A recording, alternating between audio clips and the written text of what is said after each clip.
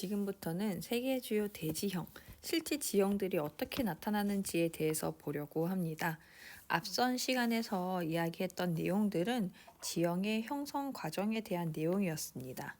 내적 작용, 외적 작용으로 인해서 세 개의 대지형이 형성이 된다라는 내용이었고, 갖가지 개념들, 그 다음에 어떤 형성 과정이 있었는지, 판과 판이 부딪히는 곳, 멀어지는 곳, 혹은 어긋나는 곳에서는 어떤 현상들이 일어나는지 그런 것들에 대해서 여러분들이 보신다면, 지금부터는 그걸로 인해서 만들어진 실제 지형들에 대해서 보려고 합니다. 자, 첫 번째 내용은 안정육계라는 내용입니다. 자, 교과서 54페이지에 보면은 안정육계에는 어떤 특징이 나타날까? 밑에는 고기습곡 산지와 신기습곡 산지에는 어떤 특징이 나타날까? 라는 내용이 나옵니다. 그래서 이번에는 안정육계, 고기습곡 산지, 신기습곡 산지에 대해서 알아보려고 하는데요. 커다란 지형들이 이제 형성되는 시기가 있고, 그 형성된 지형들이 어떤 특징을 가지고 있고, 요거를 초점에 맞춰가지고 여러분들이 공부를 하시면 됩니다. 현재 만들어진 이 커다란 지형들은 우리 지구가 만들어진 지 이제 45억 년 정도 추정을 하고 있잖아요. 이 45억 년에서 현재까지의 시대를 크게 네 가지의 지질 시대로 나누게 됩니다. 지질 시대 중에는 가장 오래된 시원생대, 선캄브리아대라고도 하는 시원생대, 그다음에 고생대, 중생대, 신생대에 걸쳐서 주요 지형들이 만들어진 게 다르게 됩니다. 그래서 안정육계, 고기습곡산지, 신기습곡산지가 각가지 이 시대별로 관련되어서 나타나는 경우가 있습니다. 자, 그러면은 그거에 대해서 하나씩 살펴볼게요. 일단 지질 시대는 여러분들 가장 오래된 게 시원생대인 건 아시죠? 그 다음 시기가 고생대, 중생대, 신생대 이렇게 이제 구성되어 있습니다. 지금 현재 가장 안정적인 땅덩어리를 우리는 안정육괴라고 표현을 합니다. 안정적이에요. 육지 혹은 대륙 혹은 육지, 그리고 괴는 덩어리를 의미합니다. 금괴는 금덩어리를 이야기를 하는 거잖아요. 안정육괴는 안정적인 땅덩어리를 의미합니다. 고생대 이전에 심각한 지각 변동 이후에 오랜 침식 작용을 받아서 평탄해진 지형을 우리는 안정육괴라고 표현을 합니다. 이렇게 안정적인 땅덩어리를 크게 두 가지로 구분하는데, 첫 번째가 순상지라는 땅, 두 번째는 구조평야라는 땅을 의미합니다. 자, 얘네들은요, 지금 현재 안정적이다라는 상태를 보아서는 판의 경계에 있는 게 아니고 판의 경계에서 조금 멀리 떨어진 대륙의 중앙 부분에 있겠구나라는 거를 여러분들이 생각을 하셔야 돼요. 자, 순상지부터 하나씩 보도록 합시다. 순상지라는 땅은요, 가장 오래된 시대, 시원생대 때 형성된 후에 계속 침식을 받아서 이제 만들어져 있는 땅입니다. 너무 침식을 많이 받다 보니까 땅의 기복, 굴곡이 잘 없어요. 고원, 높은 땅덩어리인데 평평한 부분, 혹은 해발 고도가 낮은 땅덩어리의 평원을 이루고 있고, 이것에 해당하는 부분이 현재 유럽 지역의 평평한 땅덩어리 부분을 발트순상지, 러시아 일대의 평평한 이제 땅인데 약간 경사가 만만하게 있습니다. 그래서 안가라 순상지, 북아메리카 대륙 쪽에는 로렌시안 순상지라는 부분이 있고요. 인도 반도에는 데칸 고원이라는 곳이 있습니다. 구조평야라는 것은 구조적으로 평평하게 된 지역을 말합니다. 그래서 퇴적된 지층이 지각 변동을 안 받고 수평 상태를 유지해서 만들어진 지형을 의미하고, 얘네들 역시 유럽에 있는 대평원, 러시아의 대평원, 북아메리카의 중앙평원 같은 곳이 여기에 해당된다라고 합니다. 각가지 어디에 위치해 있는지는 조금 있다가 지도를 보고 설명을 하겠습니다. 근데 순상지라는 말을 일단 설명을 하나 더 할게요. 순상지라는 말은요, 순이 방패를 의미합니다. 방패, 상, 모양의 지, 땅을 의미하거든요. 땅이 어떻게 방패 모양이냐라고 하실 수 있는데 그 캡틴 아메리카가 들고 다니는 방패 아시나요? 여기 별 있고 어떻게 막 이렇게 동그랗게 돼 있었던 것 같은데 자 얘를 우리가 이렇게 눕혀서 옆에서 보면은 살짝 이렇게 중간이 볼록하게 만들어져 있거든요. 그래서 순상지라는 거는 중간이 이렇게 볼록하고 이제 끝으로 갈수록 경사가 완만한 그런 땅덩어리를 순상지라고 합니다.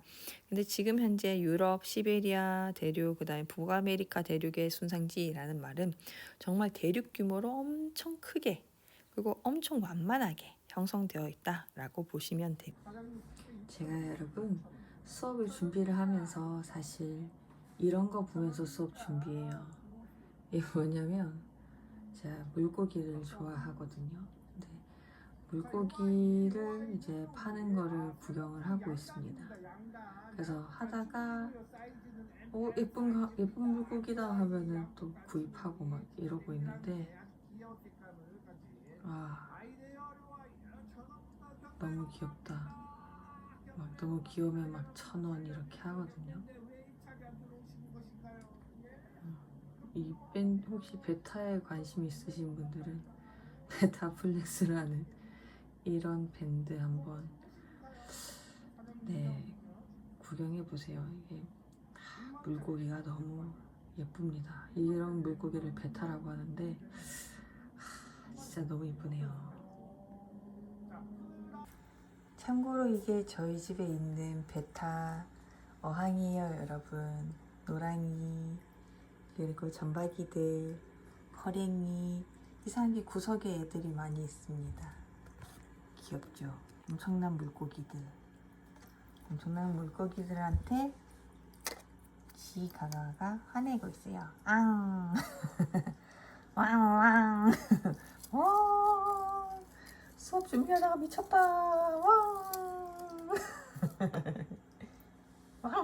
왕왕왕왕 잠이 깨죠? 하하.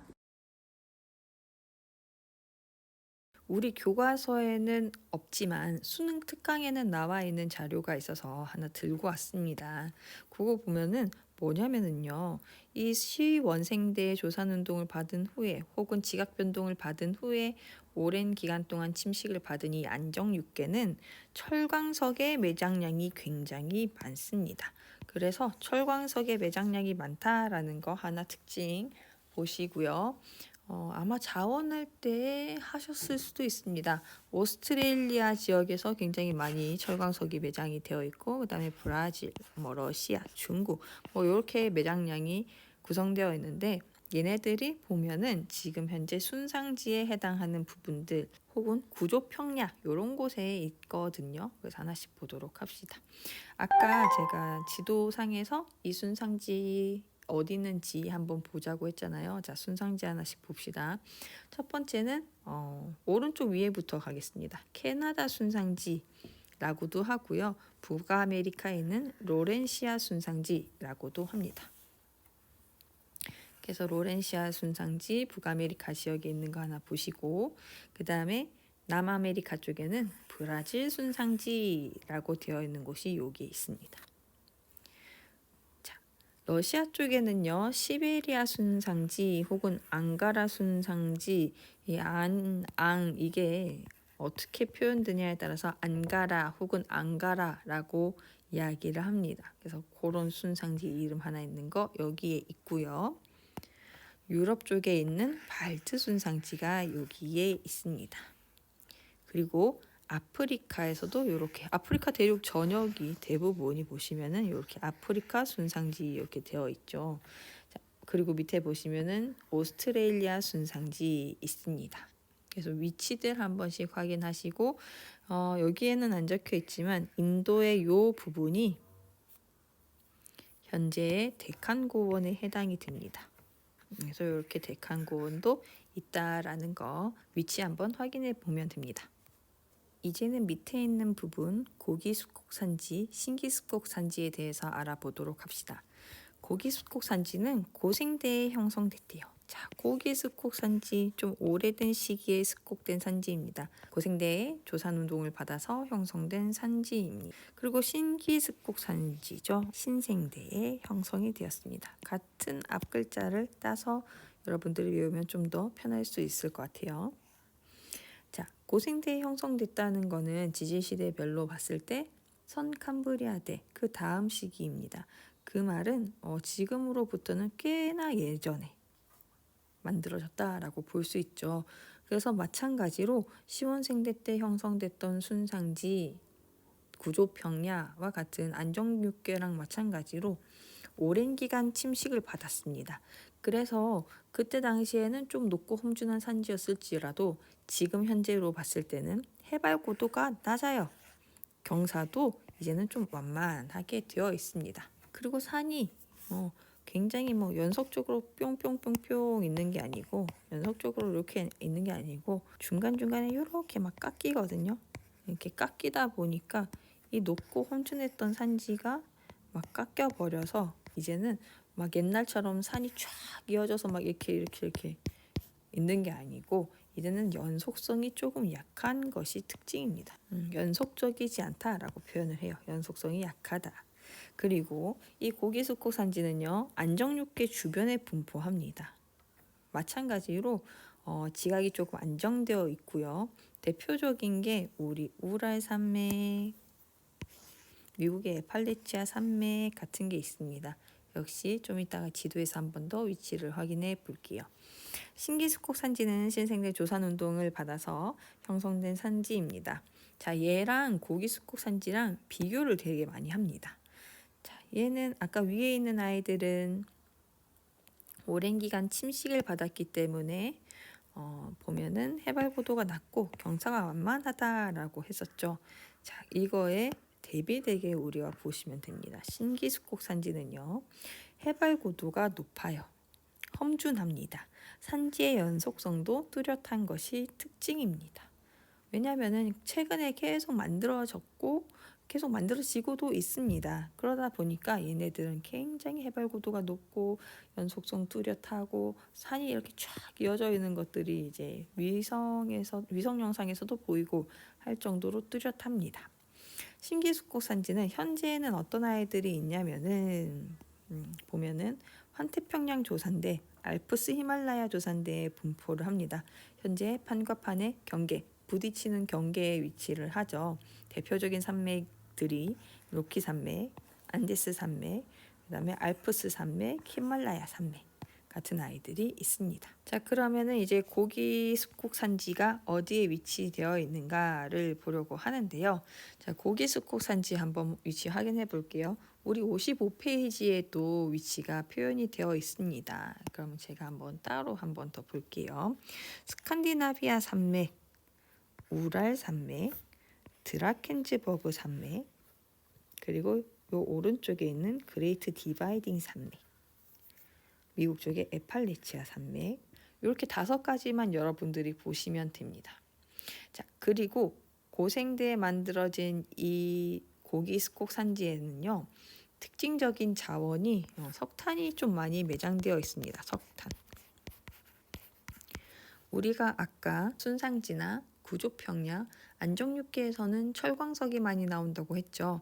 한데 고생대에 만들어진 이 고기스콕 산지에는 석탄이 많이 매장이 되어 있습니다. 그걸 여러분들이 조금 눈여겨서 봐야 되고요. 이제 신기숙곡 산지를 한번 볼게요. 신기숙곡 산지는 아틀라스 산맥, 알프스 산맥, 카프카스 산맥, 히말라야 산맥 이런 아이들이 있습니다. 그리고 로키 산맥, 안데스 산맥 이렇게 여러분들이 봐주면 되거든요. 우리가 판과 판의 경계에는 대륙판과 해양판이 만약에 이렇게 만난다라고 한다면 대륙판과 해양판이 만나는 부분은 해양판이 대륙판 밑으로 내려가면서 여기가 스콕 산지가 이렇게 생긴다라고 지나가면서 저는 언급을 한 것 같은데 기억이 나실까 모르겠습니다. 그래서 요런 이제 산지 그리고 화산이 막 일어난다라고 했던 거 기억나시나요? 자, 그래서 우리가 신생대에 만들어진 신기스콕 산지 같은 경우에는 판과 판의 경계에 있구나. 특히 이 지역은 이제 환태평양 조산대에 해당이 되고 얘는 알프스 히말라야 조산대에 해당이 됩니다. 그런 곳에서 신기숙국산지가 있다라는 거 보면 좋고요. 하나 더 하자면은 여러분들 신기숙국산지 근처에서는 어떤 자원이 좀 잘 볼 수 있다라고 하냐면 석유입니다. 석유가 요런 위치, 특히 대표적으로는 요 페르시아만 연안 이런 데 위치해 있는데 석유가 좀 잘 보인다라고 하거든요. 고생대 때는 석탄, 신생대 때는 석유. 요렇게 여러분들이 자원도 같이 연관시켜 가지고 공부를 하시면 더 좋습니다.